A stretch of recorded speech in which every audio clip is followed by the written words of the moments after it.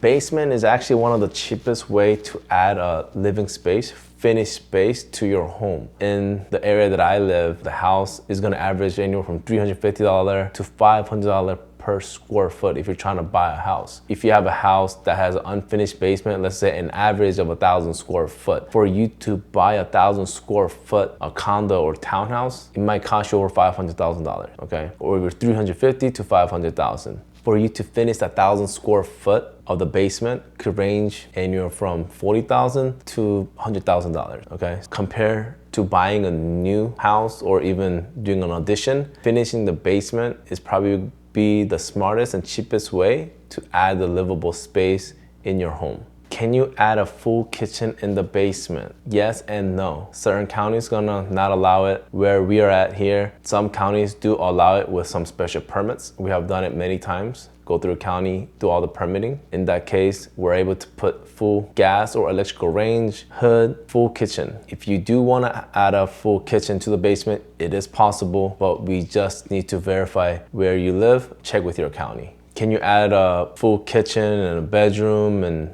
bathroom and laundry room in the basement? Can you rent this basement out for extra income? Is also yes and no. You need to check with your local county, but where we are at here right now, certain counties, they will actually let homeowner rent out a basement as long as the homeowner live inside of the house.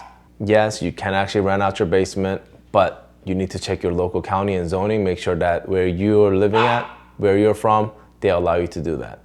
One of the common mistakes to avoid in renovation is hiring the right contractor. Sometimes as a homeowner, they have a friend who does everything. You know, they're having one person doing the whole project. It's probably not an ideal because they will not be specialized in all the trades. So if you're working on a big renovation and you have one person that's gonna be doing everything by themselves, it's probably a red flag. Any company, you know, where you work, even an IT firm, you know, they have a person who specializes in IT, they have a person that specializes in accounting, they have a separate person that specializes in HR. Every company has their specific role. If it's a small renovation, it's fine, but if it's a big renovation where it requires a lot of trades, I would definitely not recommend you hiring one person to do all the job. It's gonna be less headache for you to manage, but that's probably not the best way to go. Unless you're hiring a general contractor who has all the certified trades that's gonna help you to renovate the project.